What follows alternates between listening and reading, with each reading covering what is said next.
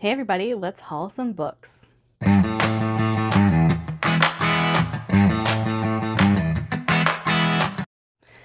guys, welcome back to my channel, or welcome if you are new here. My name is Trinity, this is Portable Magic, and today we'll be hauling some books. As you guys know, I am kind of on a book buying ban. It's not really a ban, but I've set goals for myself over this last few months about not buying books that I haven't read yet. And I know that seems a little backwards, but I really want to start utilizing my library and things like that because I've got so much overflow on my bookshelves that I don't want to be purchasing any more books unless I love them.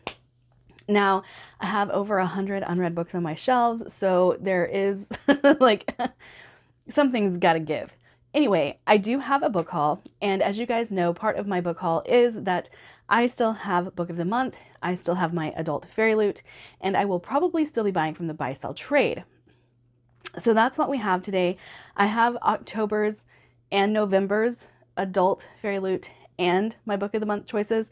So I'll go with my October's first, then I'll do the buy sell trade, and then we'll talk about what came very recently in November for adult fairy loot and Book of the Month. All right, I have yet to actually show the physical copy of this book, so I'm actually like super excited to do so, because if you guys have been around for a little while, you'll know that my favorite fan fiction got turned into a book, and this is The Hurricane Wars by Thea Guanzin, and I'm obsessed. This is the most stunning edition that Fairy Loot has put out so far, and I'm just over the moon about it. I have read it. I did give it 5 stars, but I want you guys to know that that is with a bit of a grain of salt because I already knew that I loved this story, and I think it takes an understanding of Star Wars to actually get into this book, because there are some things left unexplained. But I love this edition. The reason you guys have not seen this yet is it's on display in my living room, and so I don't go quickly grab it whenever I'm talking about it because it's on the other side of the house. I think this is just, like I said, the most stunning edition that Fairy Loot has put out so far. And you guys probably also know that I have been getting into romantasy. I want to see if I can find the books that have a great romance and a great fantasy plot. However, anytime I go to look up what are some of the best romantic books on offer, like romance books, Part of Your World by Abby Jimenez always comes up. Always comes up. So I feel like I have to read this. This seems to be the most lauded romance of our time. And I don't know if it's just that everyone who reads this really enjoys it. Maybe it's not the best, but everyone who reads it really enjoys it. I don't know, but I decided that I needed to find out. And when Book of the Month offers a gothic option, I always go for it.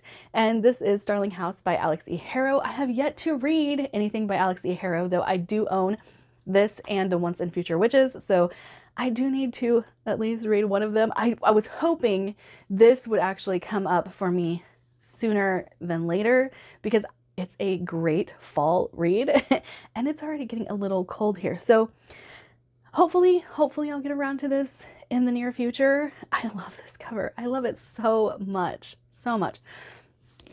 But you know, 10,000 Doors of January and stuff like that is not my thing. I'm not about the vibes unless they are just sheer entertainment. Like there's some things that I can get by if it's just sheer entertainment value with vibes, like Fourth Wing. But if it's just all vibes, no plot, I tend to not care. Now the next one is one that I picked up probably because I love the cover, but then everybody started talking about it and it's divisive. So now I have to know.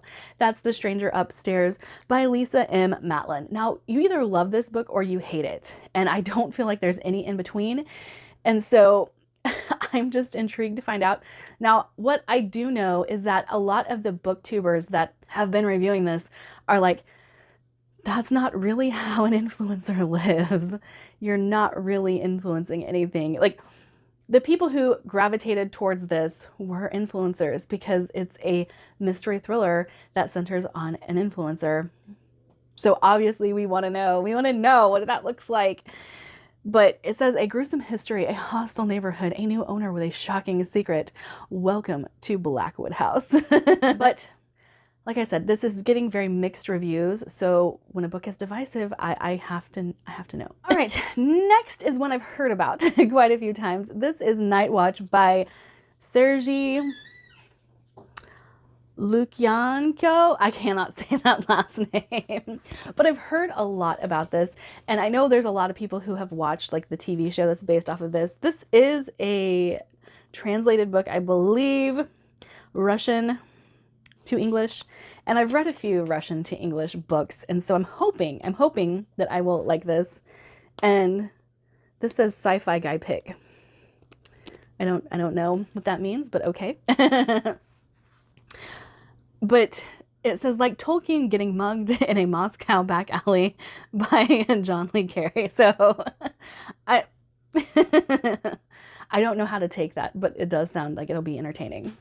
All right, this next purchase, I said I wasn't going to do this anymore, but I got every single one of these books on trade credit. I have to reassemble the stack here a little bit. Did I drain my trade credit to do this? Yes, I did. But I purchased an entire series. This series has been recommended to me a lot though. Like if I could pick a top 5, this would probably be number 5, but it has been recommended to me a lot. And that is Bradley P. Bulau, The 12 Kings in Sherikai. So I have this one, With Blood Upon the Sand, A Veil of Spears, Beneath the Twisted Trees, When Jackals Storm the Walls, and A Desert Torn Asunder.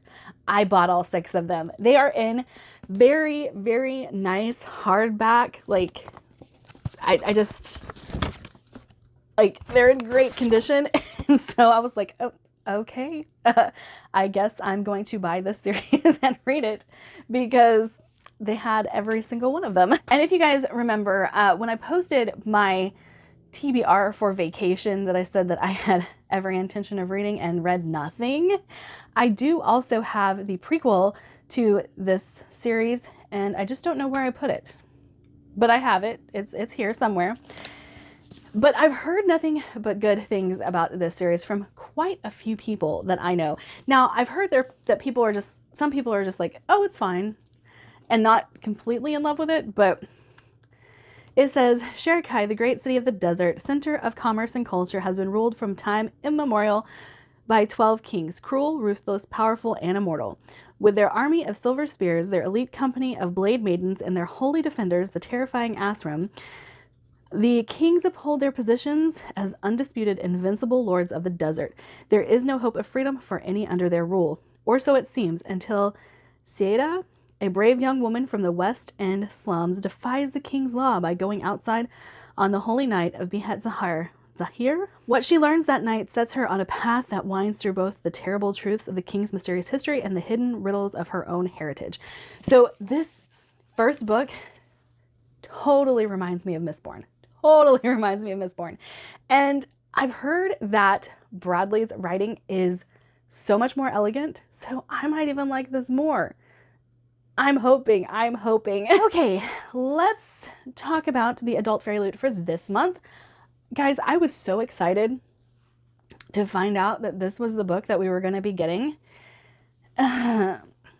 Adult fairy loot. We need to talk. This is the most YA cover. This reminds me of the special edition cover for Divine Rivals, which is YA. YA. So this one, and there was one that they did, I'll post like an overlay picture. The Curse of Saints, they did it to that one and to this one. This does not look like an adult book. Not at all. And I love the cover of the original, and then we get this. Seriously? No. However, look at those sprayed edges or etched edges. What is it called? Digitally etched? Something like that. Anyway, Those are gorgeous. And this is the vibe I was expecting from the cover that we didn't get. So there is a good chance this will go on my shelves just like this because I care nothing for that dust jacket. And let's see, we have the end papers here. They're also foiled. And then we have the end papers here. Isn't that gorgeous? And this, again, vibes that I was expecting. And then we do have a signed copy. This is the most recent offering from none other than Cassandra Clare. We all grew up reading Cassandra Clare, so I feel like this is just natural evolution to pick up her adult fantasy. And it says, "One was raised to rule, one was trained to die. Welcome to the Chronicles of Castlane." If I remember correctly, Swordcatcher, this is basically the prince's double, and they put him on display as the sword catcher in case there is to be a coup or some other type of assassination attempt on the prince. We have the two men that look very similar, and one of them is fake, and then one of them is the real prince. So that's all I know, really, about this one. I'm just excited to have an adult book from Cassandra Clare and see where it goes, because there's a lot of authors who've gone from YA to adult that I feel did the transition well, and then there's some that didn't do it so well. And lastly, we have my book of the month for this month, and that would be What the River Knows by Isabel Ibanez. I absolutely loved Together We Burn. And so when I saw that there was another offering from Isabel Ibanez from Book of the Month and that it was Gothic, I couldn't turn it down. Absolutely had to have it. And it says, "A divine exploration, a deadly secret, a desire she can't escape." I don't really know anything about this other than it's touted as Gothic and Isabel Ibanez wrote it. And I don't need to know anything else because Isabel Ibanez's writing was so good. I loved the way she explored Spanish culture in Together We Burn, because she wrote Woven in Moonlight. I think that's what it was. Yeah, Woven in Moonlight, written in starlight. It's one of those things that, like, I will probably always read from her. And this is set in Egypt, and it's got like a map of Egypt, a timeline of Egypt, and stuff like that. So I'm just really looking forward to this book, and I think I will really enjoy it. But that is it for me today. Like, subscribe if you would like, and if you want to follow me on any other platforms, my Linktree link is down below. Also, I am a Pango ambassador, so if you'd like $5 off of your Pango purchase, then you can just click the link down below to automatically receive that discount. Bye!